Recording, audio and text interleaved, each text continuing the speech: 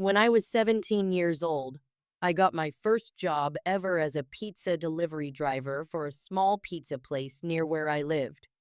At the time, I was still in high school and living with my parents, so I mostly worked on weekends and the occasional weeknight. I thought the job would be straightforward driving around, delivering pizzas, earning tips, but one night changed the way I thought about the job forever. It was a Friday night, and we stayed open really late on weekends. That meant longer shifts for me. By this point, I had been working there for a few months and felt pretty comfortable with the routine. Around 11 o'clock, I left the pizza place to make a delivery. The roads were quiet, as they usually were at that hour. About 5 minutes into the drive, I noticed a pair of headlights behind me. At first, I thought nothing of it. After all, it wasn't unusual to see another car on the road, even at night. As I got closer to the delivery address, I realized the car was still behind me. When I pulled onto the residential street where the house was located, the car continued to follow. I felt a twinge of unease, but tried to dismiss it. Maybe they lived nearby or were just passing through. When I pulled over in front of the house to make the delivery, the car drove past me, and I felt a wave of relief.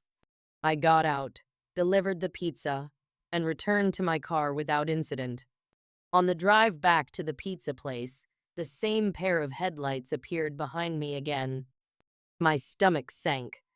The car followed me almost all the way back to work before abruptly turning off onto a side street. I couldn't shake the feeling that it wasn't a coincidence, but I tried to brush it off as paranoia. I parked and went back inside to get my next delivery. The second delivery of the night went smoothly, at least at first. As I drove to the address, I saw the same car again. This time, they only followed me part of the way before disappearing. By now, I was starting to feel genuinely uneasy. Why would someone follow me on two separate deliveries? I couldn't come up with a good explanation. I completed the delivery and returned to the pizza place, my nerves slightly frayed. The third delivery was uneventful, and I began to think that maybe whoever it was had stopped following me. But my next delivery proved otherwise. It was well after midnight by then, and as I drove to the address, the car reappeared. They followed me almost the entire way there and back, only turning off at the last moment. My unease turned into outright fear. I considered telling my manager about it, but decided against it. What could they do anyway? Call the police and say someone was following me? I didn't even have a license plate number.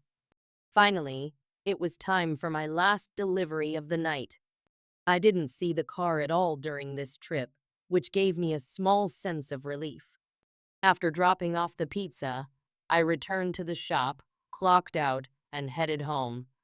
It was a short drive, only about 10 minutes, but a few minutes into it, the familiar headlights appeared in my rearview mirror. My heart started pounding. This time, I was sure they were following me. I tried calling my parents, but it was late, and they didn't answer. I didn't want this car to follow me to my house, so I decided to drive around the block a few times and see if they would keep following. When I turned onto my street, the car didn't follow. I took a deep breath, relieved, and drove the rest of the way home. After parking in the driveway, I sat in my car for a moment, scanning the street for any sign of the car. It was gone. I hurried inside and locked the doors. For the rest of the time I worked at the pizza place, I was never followed again. I never found out who it was or why they were following me that night, but the experience left me shaken. Years later, when I was living on my own, I had another unsettling encounter involving a pizza delivery. I had moved into a small house in a quiet neighborhood, renting the place because it was close to work. One night, after a long day, I decided to order pizza online. A while later, the doorbell rang. I opened the door to find a man standing there with my order. I took the pizza, handed him a tip, and was about to close the door when he asked if he could use my restroom. I hesitated. I didn't want to let him in, but for some reason, I said yes. I can't explain why. Maybe I didn't want to seem rude, or maybe it was just an automatic reaction. I showed him where the bathroom was and waited in the living room, feeling increasingly uneasy. Less than a minute later, he came out, thanked me, and left. I locked the door behind him and told myself I had overreacted. Hours later, around midnight, there was a knock at my door. My stomach dropped when I looked through the window and saw the pizza delivery guy standing there. This time, he wasn't wearing his uniform. When he saw me, he waved, and I felt like I had no choice but to open the door. He explained that he had just gotten off work and realized he had left his wallet in my house. Instantly, I was suspicious. I hadn't seen a wallet anywhere, and I was sure I would have noticed it. I told him I hadn't seen a wallet, but offered to look for it. He insisted he knew exactly where it was, and that it wouldn't take long to find. Before I could protest, he pushed past me and walked into my house. He went straight down the hallway and into my bedroom, closing the door behind him and locking it. Panic set in.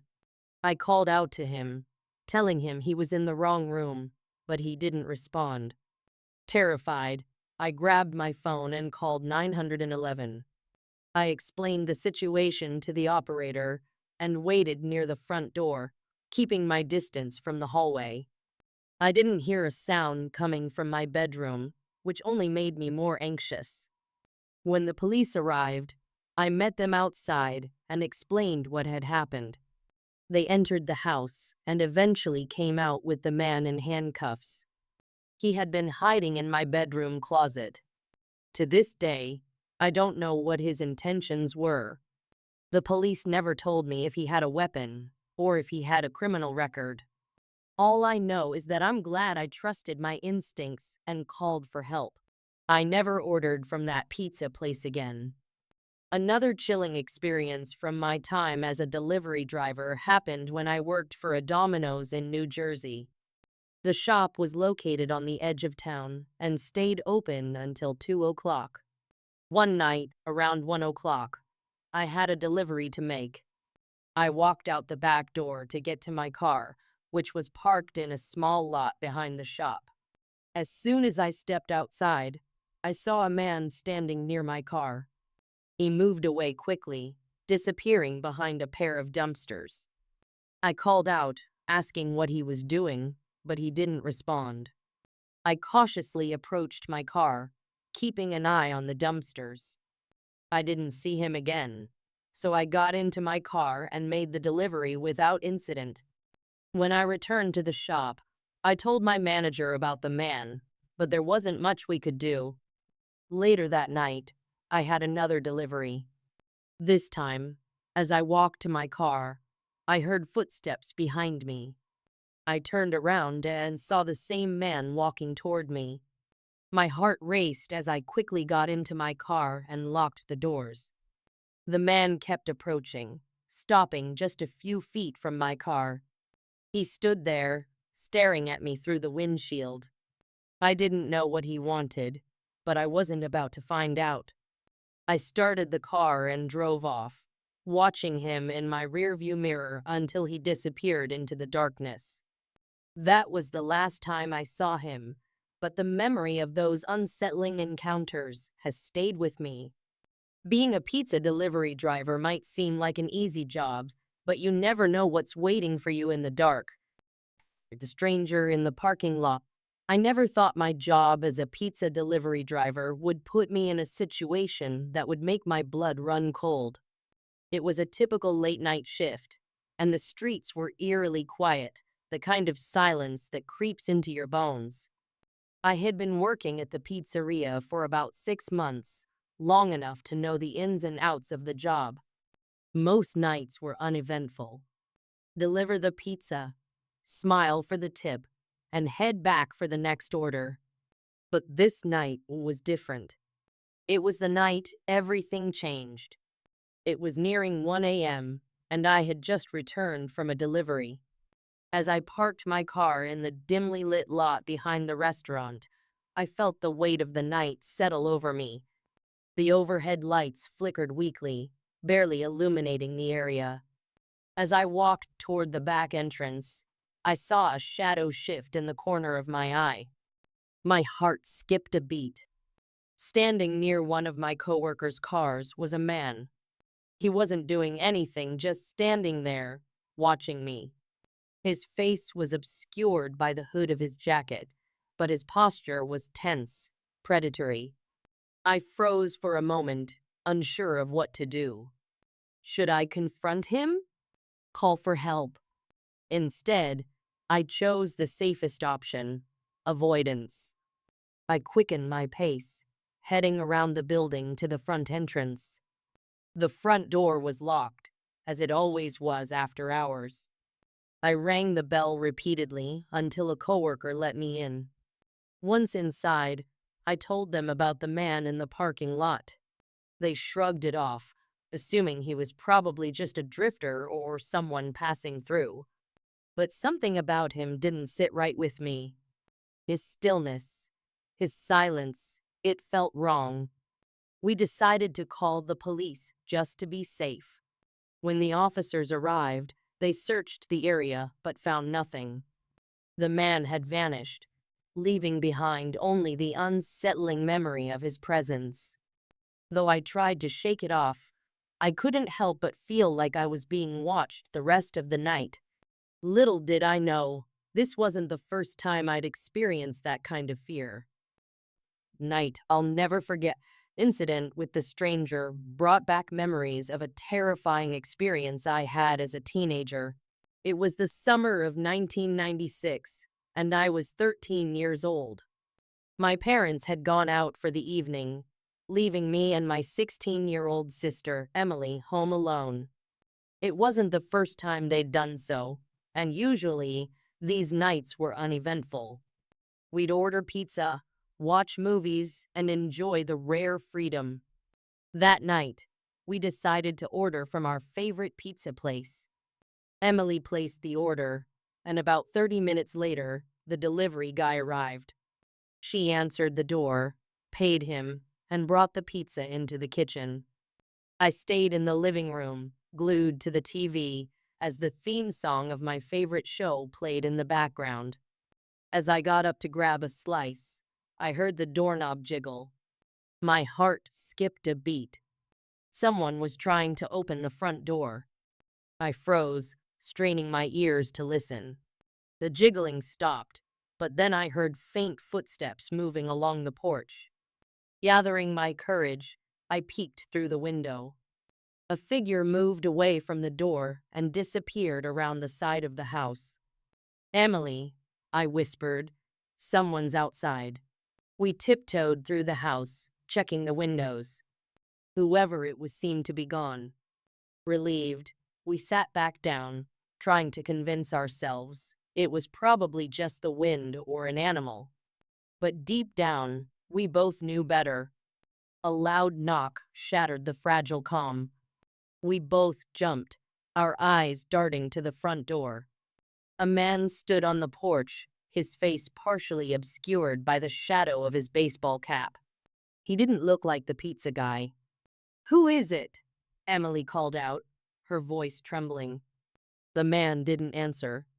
Instead, he just stood there, silent and unmoving. Panic set in as we debated what to do. Then, we heard the back door rattle. Emily grabbed the phone and dialed 911. I stayed in the living room, clutching a kitchen knife we had grabbed earlier. My heart pounded as I watched the back door, half expecting it to burst open at any moment.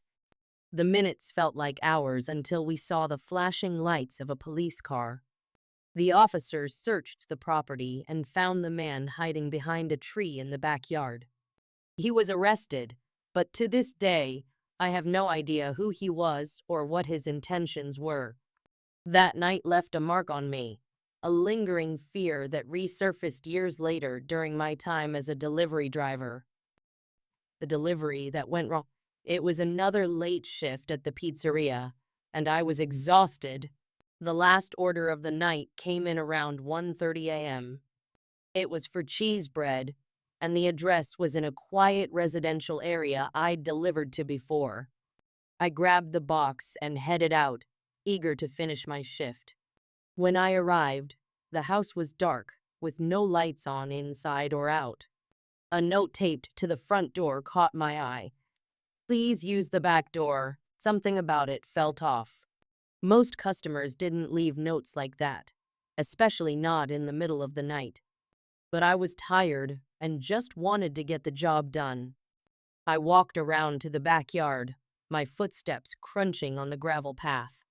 The air felt heavy, oppressive, as if the night itself was watching me. The back door creaked open when I knocked, but no one was there. The interior was pitch dark, the kind of darkness that seemed to swallow light. I called out, "Pizza delivery," but was met with silence. I hesitated, debating whether to step inside or leave the box on the doorstep. That's when I saw movement out of the corner of my eye. My breath caught as I turned to see a man standing at the edge of the backyard. He was wearing a ski mask, and his hands were stuffed into his pockets. He didn't say a word, just stared at me. My instincts screamed at me to run.